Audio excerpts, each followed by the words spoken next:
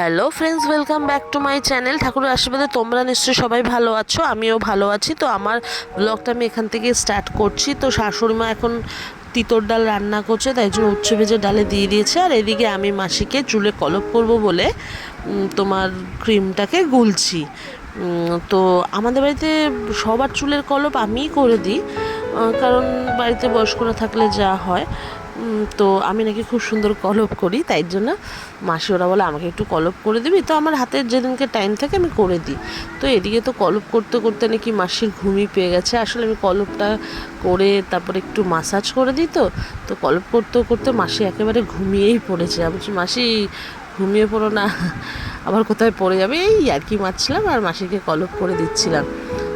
কারণ মাসিকে বলছিলাম যে এরপরে তো মেয়েকে খাওয়াবো, তুমি তাড়াতাড়ি আসো। আর মাসির ছোটো চুল তো বেশিক্ষণ সময়ও মানে লাগে না কলপ করতে। তো এদিকে মোটামুটি মাসির চুলে অলমোস্ট কলপ করা হয়েই এসছে। তো মাসির কলপ করা হলেই আমি আবার মেয়েকে খাওয়াবো। তো এবার মাসিকে তাই বলছিলাম, দেখো মাসি, তোমার চুলে কলপ করা হয়ে গেছে, একদম সব চুল কালো হয়ে গেছে।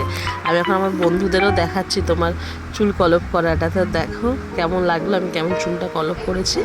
তো এদিকে শাশুড়ি মায়েরও রান্না হয়ে গেছে। তো আজকে নিরামিষ সয়াবিন করেছিল, ভাত আর তেঁতোর ডাল করেছিল।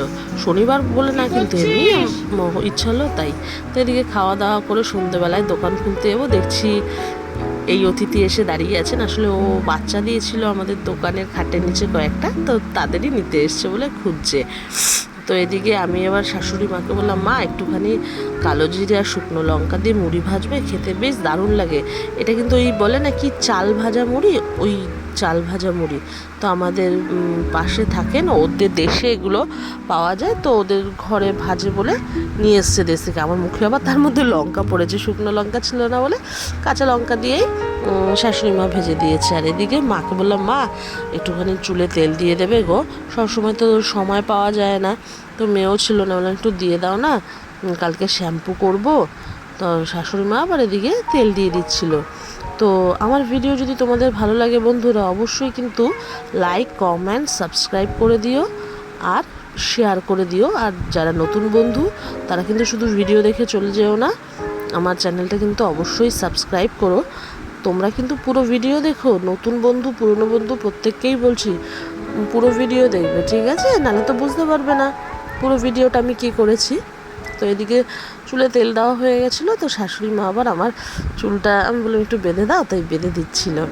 এইদিকে আবার আমার মামার মেয়ে এসছে, মামার ছোটো মেয়ে, ও আবার আজকে ফার্স্ট পাস্তা রান্না করেছে। বলছে, দিদি একটু পাস্তাটা রান্না করেছি, একটু খেয়ে দেখ কেমন হয়েছে। আনছি, দাঁড়া খাচ্ছি। তাও বলছে, দে আমি নিজের হাতে খাইয়ে দিই। ও না আমাকে খুব ভালোবাসে ছোটোবেলা থেকেই, মানে ও সবসময় আমার সঙ্গে সঙ্গে এরকম একটা ব্যাপার। তো ও আবার নিজে রান্না করেছে বলে খাই দিচ্ছে, আমি আবার বললাম দারুণ। তো চলো আজকের ভিডিও এটুকুনি, নেক্সট কোনো ভিডিওতে দেখা হবে।